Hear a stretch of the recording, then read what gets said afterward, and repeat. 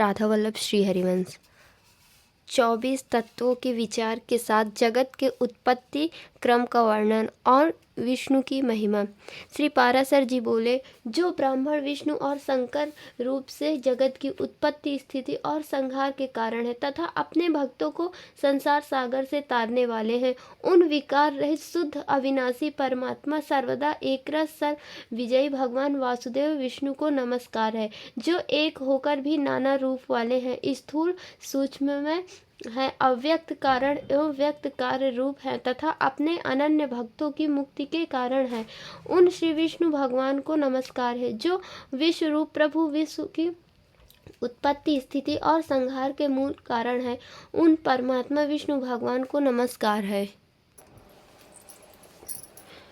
जो विश्व के अधिष्ठान है, अति सूक्ष्म से भी सूक्ष्म है, सर्व प्राणियों में स्थित पुरुषोत्तम और अविनाशी है, जो परमार्थतः वास्तव में अति निर्मल ज्ञान स्वरूप है, किंतु अज्ञानवश नाना पदार्थ रूप से प्रतीत होते हैं तथा जो काल स्वरूप से जगत की उत्पत्ति और स्थिति में समर्थ एवं उसका संहार करने वाले हैं। उन जगदीश्वर अजन्मा अक्षय और अव्यय भगवान विष्णु को प्रणाम करके तुम्हें वह सारा प्रसंग क्रमशः सुनाता हूँ, जो दक्ष आदि मुनि श्रेष्ठों के पूछने पर पितामह भगवान ब्रह्मा जी ने उनसे कहा था। वह प्रसंग दक्ष आदि मुनियों ने नर्मदा तट पर राजा पुरुकुत्स को सुनाया था तथा पुरुकुत्स ने सारस्वत से और सारस्वत ने मुझसे कहा था, जो पर प्रकृति से भी परम श्रेष्ठ अंतरात्मा में स्थित परमात्मा रूप वर्ण नाम और विशेषण आदि से रहित है, जिनमें जन्म वृद्धि परिणाम क्षय और नाश इन 6 विकारों का सर्वथा अभाव है, जिसको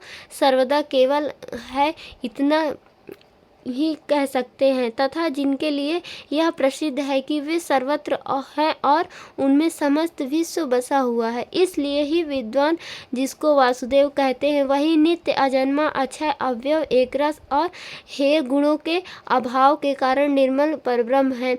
वही इन सब व्यक्त कार्य और अव्यक्त कारण जगत के रूप से तथा इसके साक्षी पुरुष और महाकारण काल के रूप से स्थित है। हे द्विज, परब्रह्म का प्रथम रूप पुरुष है, अव्यक्त प्रकृति और व्यक्त महादादि उसके अन्य रूप हैं तथा सबको क्षोभित करने वाला होने से काल उसका परम रूप है। इस प्रकार जो प्रधान पुरुष, व्यक्त और काल इन चारों से परे हैं तथा जिसे पंडित जन ही देख पाते हैं, वही भगवान विष्णु का परम पद है। प्रधान पुरुष, व्यक्त और काल ये भगवान विष्णु के रूप पृथक पृथक संसार की उत्पत्ति, पालन और संहार के प्रकार तथा उत्पादन के कारण है। भगवान विष्णु जो व्यक्त, अव्यक्त, पुरुष और काल रूप से स्थित होते हैं, इसे उनकी बालवत क्रीड़ा ही समझो। उनमें से अव्यक्त कारण को जो सत्सद्रूप कारण, शक्ति विशिष्ट और नित्य सदा एकरस है, श्रेष्ठ मुनिजन प्रधान तथा सूक्ष्म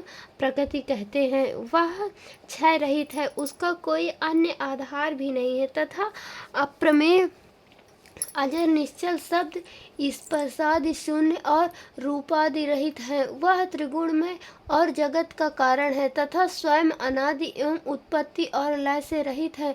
यह संपूर्ण प्रपंच प्रलय काल से लेकर सृष्टि के आदि तक उसी से व्याप्त था। हे विद्वान, श्रुति के मर्म को जानने वाले श्रुति परायण ब्रह्मवेत्ता महात्मागण इसी अर्थ को लक्ष्य करके प्रधान के प्रतिपादक इस निम्नलिखित श्लोक को कहा करते हैं। उस समय प्रलय काल में न दिन था, न रात्रि थी, न आकाश था, न पृथ्वी थी, न अंधकार था, न प्रकाश था और न इसके अतिरिक्त कुछ और ही था। बस श्रोत्रादि इंद्रियों और बुद्धि आदि का अविषय एक प्रधान ब्रह्म और पुरुष ही था। वे प्रिय विष्णु के परम उपाधि रहित स्वरूप से प्रधान और पुरुष ये दो रूप हुए। उसी विष्णु के जिस अन्य रूप के द्वारा वे दोनों सृष्टि और प्रलय काल में संयुक्त और नियुक्त होते हैं, उस रूपांतर का ही नाम काल है। बीते हुए प्रलय काल में यह व्यक्त प्रपंच प्रकृति में लीन था, इसलिए प्रपंच के इस प्रलय को प्राकृत प्रलय कहते हैं। हे द्विज, काल रूप भगवान अनादि हैं, इनका अंत नहीं है, इसलिए संसार की उत्पत्ति, स्थिति और प्रलय भी कभी नहीं रुकते, वे प्रवाह रूप से निरंतर होते रहते हैं। हे मैत्रेय, प्रलय काल में प्रधान प्रकृति के साम्य अवस्था में स्थित हो जाने पर और पुरुष के प्रकृति से पृथक स्थित हो जाने पर विष्णु भगवान का काल रूप इन दोनों को धारण करने के लिए प्रवृत्त होता है। तदंतर सर्ग काल उपस्थित होने पर उन परब्रह्म परमात्मा विश्व रूप सर्वव्यापी सर्वभूतेश्वर सर्वात्मा परमेश्वर ने अपनी इच्छा से विकारी प्रधान और अविकारी पुरुष में प्रविष्ट होकर उनको क्षोभित किया। जिस प्रकार क्रियाशील न होने पर भी गण अपनी सन्निधि मात्र से ही मन को क्षुभित कर देता है, उसी प्रकार परमेश्वर अपनी सन्निधि मात्र से ही प्रधान और पुरुष को प्रेरित करते हैं। हे ब्राह्मण, वह पुरुषोत्तम ही इनको क्षोभित करने वाले हैं और वे ही क्षुब्ध होते हैं तथा संकोच, साम्य और विकास क्षोभ युक्त प्रधान रूप से भी वे ही स्थित है। ब्रह्मादि समस्त ईश्वरों के ईश्वर वे विष्णु ही समष्टि व्यष्टि रूप ब्रह्मादि जीव रूप तथा महतत्व रूप से स्थित है। हे द्विश्रेष्ठ, सर्ग काल के प्राप्त होने पर गुणों की साम्य अवस्था रूप प्रधान जब विष्णु के क्षेत्रज्ञ रूप से अधिष्ठित हुए तो उससे महत्व की उत्पत्ति हुई। उत्पन्न हुए महान को प्रधान तत्व ने आवृत किया। महातत्व सात्विक, राजस और तामस भेद से 3 प्रकार का है, किंतु जिस प्रकार बीज छिकले से संभाव से ढका रहता है, वैसे ही यह त्रिविध महातत्व प्रधान तत्व से सब और व्याप्त है। फिर त्रिविध महातत्व से ही वैकारिक, सात्विक, तेजस, राजस और तामस भूतादि 3 प्रकार का अहंकार उत्पन्न हुआ। हे महामुने, वह त्रिगुणात्मक होने से भूत और इंद्रिय आदि का कारण है और प्रधान से जैसे महातत्व व्याप्त है वैसे ही महातत्व से वह अहंकार व्याप्त है। भूतादि नामक तामस अहंकार ने विकृत होकर शब्द तन्मात्रा और उससे शब्द गुण वाले आकाश की रचना की। उस भूतादि तामस अहंकार ने शब्द तन्मात्रा रूप आकाश को व्याप्त किया। फिर शब्द तन्मात्रा रूप आकाश ने विकृत होकर स्पर्श तन्मात्रा को रचा। उस स्पर्श तन्मात्रा से बलवान वायु हुआ, उसका गुण स्पर्श माना गया है। शब्द तन्मात्रा रूप आकाश ने स्पर्श तन्मात्रा वाले वायु को आवृत किया। फिर स्पर्श तन्मात्रा रूप वायु ने विकृत होकर रूप तन्मात्रा की सृष्टि की। रूप तन्मात्रा युक्त वायु से तेज उत्पन्न हुआ है, उसका गुण रूप कहा जाता है। स्पर्श तन्मात्रा रूप वायु ने रूप तन्मात्रा वाले तेज को आवृत किया। फिर रूप तन्मात्रा तेज ने भी विकृत होकर रस तन्मात्रा की रचना की। उस रस तन्मात्रा रूप से रस गुण वाला जल हुआ। रस तन्मात्रा वाले जल को रूप तन्मात्रा में तेज ने आवृत किया। रस तन्मात्रा रूप जल ने विकार को प्राप्त होकर गंध तन्मात्रा की सृष्टि की। उससे पृथ्वी उत्पन्न हुई है, जिसका गुण गंध माना जाता है। उन आकाश आदि भूतों में तन्मात्रा अर्थात केवल उनके गुण शब्दादि ही है, इसलिए वे तन्मात्रा गुण रूप ही कहे गए हैं। तन्मात्रा में विशेष भाव नहीं है, इसलिए उसकी अविशेष संज्ञा है। वे अविशेष तन्मात्राएं शांत, घोर अथवा मूढ़ नहीं है, अर्थात उनका सुख दुख या मोह रूप से अनुभव नहीं हो सकता। इस प्रकार तामस अहंकार से यह भूत तन्मात्रा रूप सर्ग हुआ है। 10 इंद्रियां तेजस अर्थात राजस अहंकार से और उनके अधिष्ठाता देवता वैकारिक अर्थात सात्विक अहंकार से उत्पन्न हुए कहे जाते। इस प्रकार इंद्रियों के अधिष्ठाता 10 देवता और 11वां मन वैकारिक सात्विक है। हे द्विज,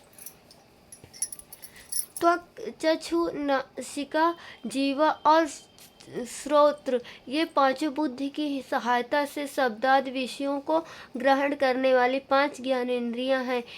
हे मैत्रेय, वायु, गुदा, उपस्थ, लिंग, हस्त, पाद और वाक ये 5 कर्मेंद्रियां हैं। इनके कर्म मल मूत्र का त्याग, शिल्प, गति और वचन बतलाए जाते हैं। आकाश, वायु, तेज, जल और पृथ्वी ये 5 भूत तन क्रमशः शब्द स्पर्श आदि 5 गुणों से युक्त है। ये पांचों भूत शांत, घोर और मूढ़ है, अर्थात सुख, दुख और मोह युक्त हैं। अतः ये विशेष कहलाते हैं। भूतों में पृथक पृथक नाना शक्तियां हैं, अतः वे परस्पर पूर्णतया मिले बिना संसार की रचना नहीं कर सके। इसलिए एक दूसरे के आश्रय रहने वाले और एक ही संघात की उत्पत्ति के लक्ष्य वाले महातत्व से लेकर विशेष पर्यंत प्रकृति के इन सभी विकारों ने पुरुष से अधिष्ठित होने के कारण परस्पर मिलकर सर्वथा एक होकर प्रधान तत्व के अनुग्रह से अंड की उत्पत्ति की। हे महाबुद्धे, जल के बुलबुले के समान क्रमशः भूतों से बढ़ा हुआ वह गोलाकार और जल पर स्थित महान अंड ब्रह्म हिरण्यगर्भ रूप विष्णु का अति उत्तम प्राकृत आधार हुआ। उसमें वे अव्यक्त स्वरूप जगतपति विष्णु व्यक्त हिरण्यगर्भ रूप से स्वयं ही विराजमान हुए। उन महात्मा हिरण्यगर्भ का सुमेरु उल्ब गर्भ को ढकने वाली झिल्ली, अन्य पर्वत जरायु गर्भाशय तथा समुद्र गर्भाशयस्थ रस था। हे विप्र, उस अंड में ही पर्वत और पादि के सहित समुद्र, ग्रह गण के सहित संपूर्ण लोक तथा देव, असुर और मनुष्य आदि विविध प्राणी वर्ग प्रकट हुए। वह अंड पूर्व की अपेक्षा 10-10 गुण अधिक जल, अग्नि, वायु, आकाश और भूतादि अर्थात तामस अहंकार से आवृत है तथा भूतादि महातत्व से घिरा हुआ है, और इन सबके सहित वह महातत्व भी अव्यक्त प्रधान से आवृत है। इस प्रकार जैसे नारियल के फल का भीतरी बीज बाहर से कितने ही छिकलों से ढका रहता है, वैसे ही यह अंड इन 7 प्राकृत आवरणों से घिरा हुआ है। उसमें स्थित हुए स्वयं विशेश्वर महान विष्णु ब्रह्मा होकर रजोगुण का आश्रय लेकर इस संसार की रचना में प्रवृत्त होते हैं तथा रचना हो जाने पर सत्वगुण विशिष्ट अतुल पराक्रमी भगवान विष्णु उसका कल्पांतर पर्यंत युग युग में पालन करते हैं। हे मैत्रेय, फिर कल्प का अंत होने पर अति दारुण तमा प्रधान रुद्र रूप धारण कर वे जनार्दन विष्णु ही समस्त भूतों का भक्षण कर लेते हैं। इस प्रकार समस्त भूतों का भक्षण कर संसार को जलमय करके वे परमेश्वर से शैया पर शयन करते हैं। जगने पर ब्रह्मा रूप होकर वे फिर जगत की रचना करते हैं। वह एक ही भगवान जनार्दन जगत की सृष्टि, स्थिति और संहार के लिए ब्रह्मा, विष्णु और शिव इन 3 संज्ञाओं को धारण करते हैं। वे प्रभु विष्णु सृष्टा ब्रह्मा होकर अपनी ही सृष्टि करते हैं। पालन विष्णु होकर पाल्य रूप अपना ही पालन करते और अंत में स्वयं ही संहारक शिव तथा स्वयं ही उपसंहत लीन होते हैं। पृथ्वी, जल, तेज, वायु और आकाश तथा समस्त इंद्रियां और अंतःकरण आदि जितना जगत है सब पुरुष रूप है, और क्योंकि वह अव्यय विष्णु ही विश्व रूप और सब भूतों के अंतरात्मा है, इसलिए ब्रह्मादि प्राणियों में स्थित सर्गादि भी उन्हीं के उपकारक हैं। अर्थात जिस प्रकार ऋत्विजों द्वारा किया हुआ हवन यजमान का उपकारक होता है, उसी तरह परमात्मा के रचे हुए समस्त प्राणियों द्वारा होने वाली सृष्टि भी उन्हीं की उपकारक है। वे सर्व स्वरूप श्रेष्ठ, वरदायक और वरेण्य प्रार्थना के योग्य भगवान विष्णु ही ब्रह्मा आदि अवस्थाओं द्वारा रचने वाले हैं। वे ही रचे जाते हैं, वे ही पालते हैं, वे ही पालित होते हैं तथा वे ही संहार करते हैं और स्वयं ही संहत होते हैं। राधा वल्लभ श्री हरिवंश।